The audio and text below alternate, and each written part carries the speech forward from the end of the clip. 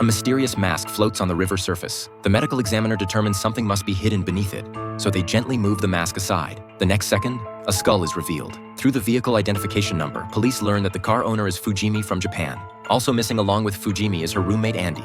Upon learning of this, Fujimi's brother Nakamura immediately rushes to the laboratory. Nakamura is also a police officer and friends with the agent. He specifically brings along Dr. Tanaka, a top forensic expert. They must now determine whether the deceased is the missing Fujimi. The medical examiner and Tanaka jointly perform an autopsy and ultimately confirm the deceased is indeed Fujimi. From Nakamura, they learn his sister had originally planned to return to Japan but was suddenly invited to do a modeling photo shoot, which is why she stayed in Washington. The agent tracks down the modeling agency, but the boss clearly has a poor impression of Fujimi and Andy. He had to fire them both because they seduced someone's boss. Following the shop owner's leads, the agent locates Pimp Madison, who introduced clients to Fujimi and Andy. Madison even went to a maid cafe to solicit clients and got into a fight with the owner, who slashed him in the abdomen. Regarding the murder, Madison claims it has nothing to do with him, but the agent reminds him that he's currently the prime suspect. Refusing to cooperate will shut down all his business dealings. This tactic proves effective. Madison says he doesn't know much about Fujimi, but last Friday Andy met with a client and he never saw either of them again. This client's name is John,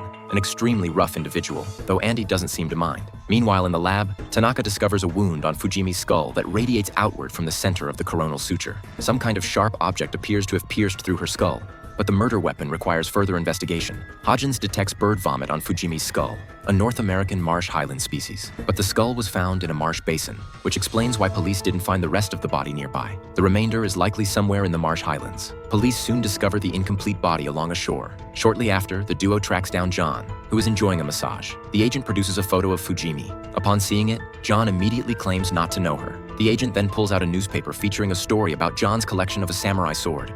The blade that severed Fujimi's head is most likely a samurai sword, but John immediately claims he's already sold it, his words carrying a tone of refusing to cooperate. Camille examines Fujimi's lungs and learns her actual cause of death was drowning. Hodgins tests wood shavings found in the brain and discovers they're arrow bamboo, a plant that can only grow indoors in this climate. Sharpened bamboo can easily pierce through a skull. It appears Fujimi first drowned, then was covered with a mask and beheaded. The head was then impaled on a bamboo stake and secured before someone threw it into the marsh. Current evidence confirms Andy is a prostitute, but Fujimi might be innocent. The question is, what exactly did Fujimi do to invite such fatal disaster? Andy is soon located by police, but remains fearfully silent despite guarantees of safety. Residual striations found by the medical examiner indicate the blade's edge has a flat serrated pattern with bone pullback at the wound site, suggesting the tip has a curved hook. The agent recognizes this type of blade is typically used on boats. Angela immediately thinks of Madison, who lives on a boat. Police bring the blade, found during a search of Madison's boat, to the interrogation room. Its shape perfectly matches Angela's reconstruction of the murder weapon,